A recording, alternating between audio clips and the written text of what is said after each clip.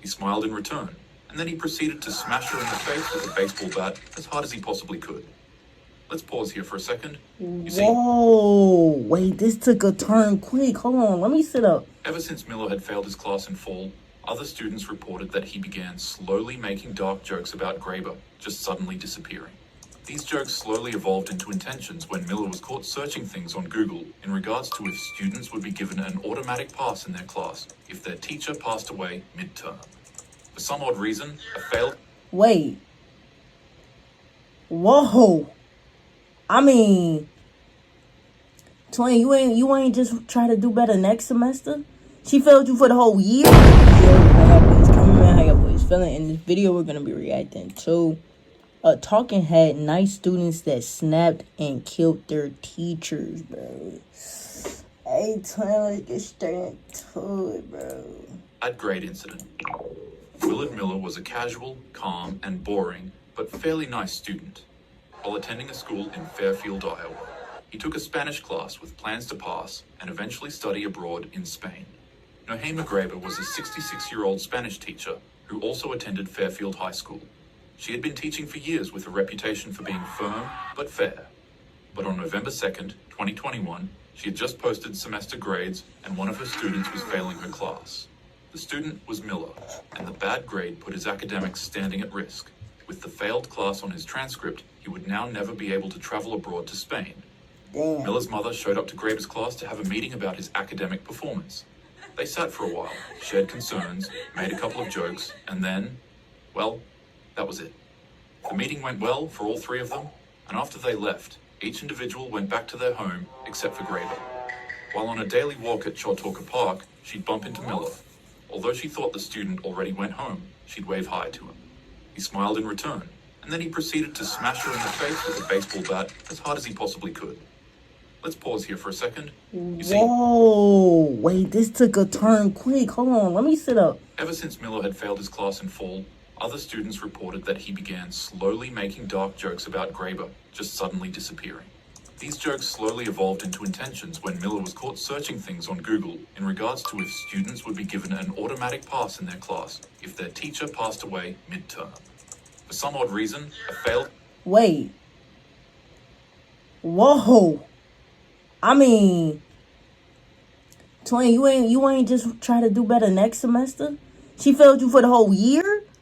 Type shit or what? Semester was enough to cause Miller to snap, and another student named Jeremy Goodale wanted to join him on his nefarious and ridiculously stupid mission to find a teacher for his grades. At this point, you could probably guess what happened. Goodale stayed on watch as Miller struck the Spanish teacher again and again with a baseball bat, swinging as hard as he could. Although you would assume that this shameful atrocity was over, the two students didn't stop there. Miller handed the bat over to Goodale because she was still alive. They kept hitting her over and over again, fracturing her skull and causing irreparable damage. Oh my goodness. This is sick. They finally stopped. They dragged her body off the path, covered it with a tarp they'd brought specifically for this purpose. Then they took her van and drove it to a remote rural road to make her disappearance look random. Her body was discovered the next day by other park visitors. Shortly after the next day, y'all didn't even do a good job. Her passing, Miller and Goodale were arrested within days after saying things like, "That teacher failed the wrong students, and I caught a body with a bat." The two idiots y'all were gloating? Dumbass niggas. Bragged about their deed until it landed them in handcuffs. And in April 2023, both pleaded guilty to their crimes. Naturally. Miller received life with parole eligibility after 35 years.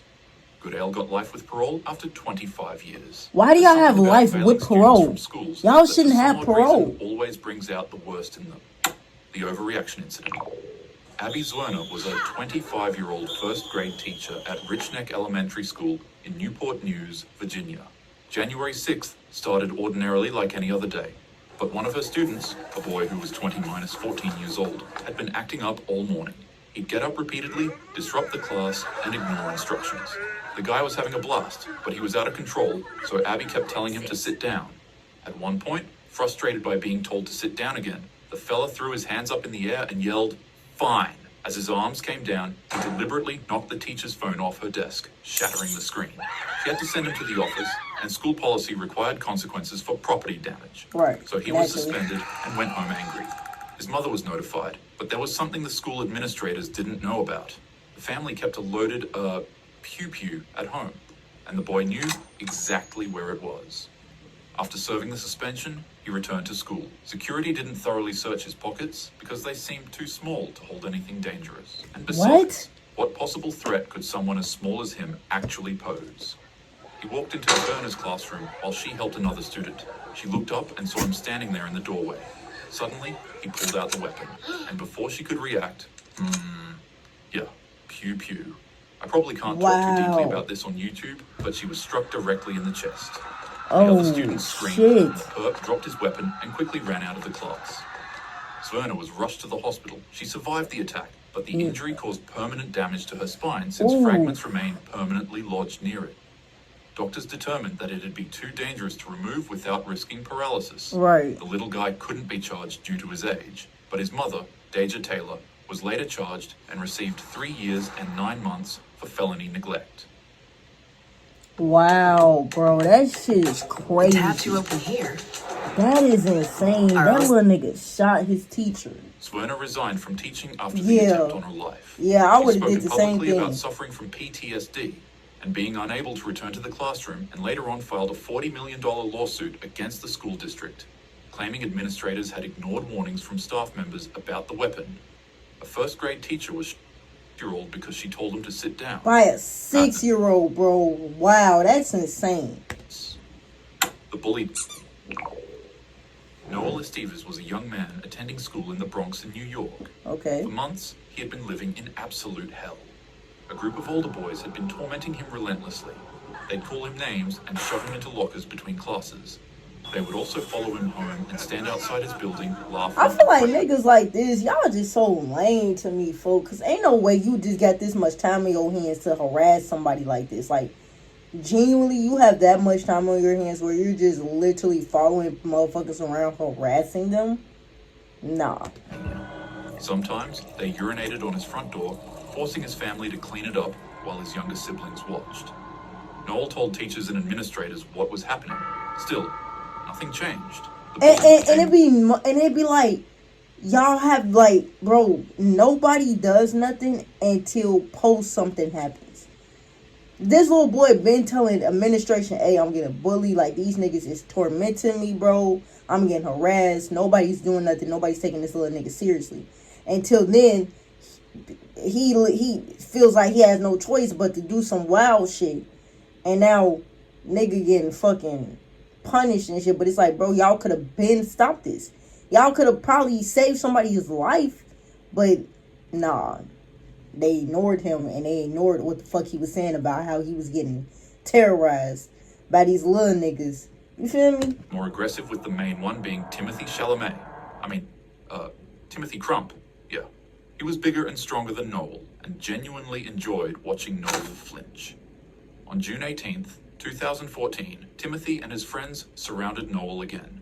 But this time, Tim started throwing punches, striking Noel in his chest and ribs as he tried defending himself. His bully was too strong, Noel was overpowered, and immediately went down. Other students gathered around filming on their phones as they watched him get beaten to a pulp. Filming. Once again, nobody's stopping this shit, shorty. They just filming it, bro. And it's like, it get to a point where, bro, I remember this one time, folks. I was in elementary school. Mind you, I'm a girl, mind y'all. Like, I'm a stud, but I'm a girl. And I remember, one of my homies, his name Miles, so I still know this nigga to this day, folks. And mind y'all, it was probably like playful bullying, but it got serious. To where I low-key had to step in and be like, hey, folks, like, cause it was like, and it was like, some of my other homies, they was like doing the most, and I'm like, hey, bro, like, y'all gotta chill out. But then it was just also another time where I was conflicted, and I was going along with the bullying, and I realized, like, when shit got serious, I was like, yeah, this not right. So it really get like that when you a kid and you don't know right from wrong, but it gets to a point where it's like, y'all this old, I think they in high school type shit, or damn near, like, it be like, this shit lame, fool. Just like the police, and just like the teachers, no one stepped in to intervene. It was at this moment that something inside Noel snapped. He'd started carrying a knife for protection and intimidation after months of harassment, Naturally. never planning to actually use it. But in that moment, Noel saw red. He pulled out the hidden weapon and fought back, completely catching his bully by surprise, Ooh. and he attacked him. Timothy tried to get away, but there was no chance. He eventually passed away, and Noel was arrested by the police for second-degree. But extensive evidence of bullying emerged. Text messages, Right. witness statements, and security footage showed previous attacks, allowing his charge right. to be reduced. Noel pleaded guilty and received 18 months in juvenile detention and 5 years probation. I mean, bro still did lose his life, which that's not right either. But it's like, I feel like if administration would have did something, it would have never got to this point. Like if somebody would have just intervened. First of all, the kid that lost his life would still be alive. Bro would never be serving time in jail. Like it was like somebody should have stepped in, folks. Chen Zihan was a Chinese student in Guizhou province, and like Noel, he had also been bullied relentlessly for years by the same group of boys. The main bully was a student named Li Hao. He was bigger and more aggressive than Chen, and for reasons that were never really entirely clear, he'd beat him regularly, take his money, and humiliate him publicly.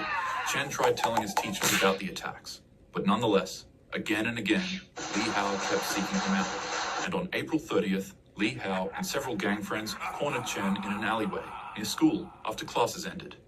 But this time felt different from the usual beatings. Li Hao pulled out a knife and then handed it to Chen. "We're going to have a one-on-one knife fight," he shouted loudly to his friends. Chen thought it was a bluff or just another twisted form of psychological manipulation. But he was being dead serious. Li Hao's friends immediately formed a tight circle around them both, blocking any possible escape routes. What type of sick shit is this? Stern. None of them were joking. Chen had never held a knife as a weapon. He was terrified to even grab it. His hands were shaking uncontrollably. Li Hao became excited, as if this were entertainment. "Pick it up," Li Hao ordered. Surrounded by enemies, Chen listened and picked up the knife with trembling hands. Then the fight started immediately.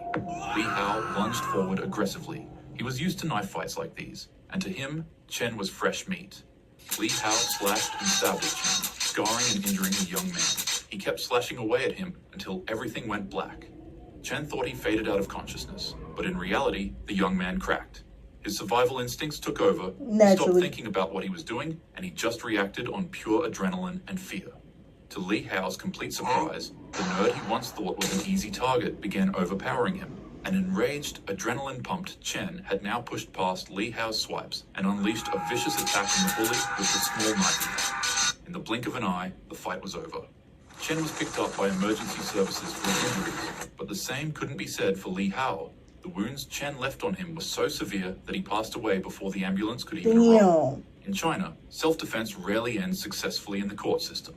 Chen was arrested and charged with intentional injury resulting in one's passing. And during his trial, his lawyers argued that he was forced to participate in the fight. Right, he was forced, literally forced. Literally, he didn't even want to do it. So this is crazy that they trying to put the blame on him. Mind you, they literally coerced this man into doing this duel fight. He acted purely in self-defense after years of systematic bullying.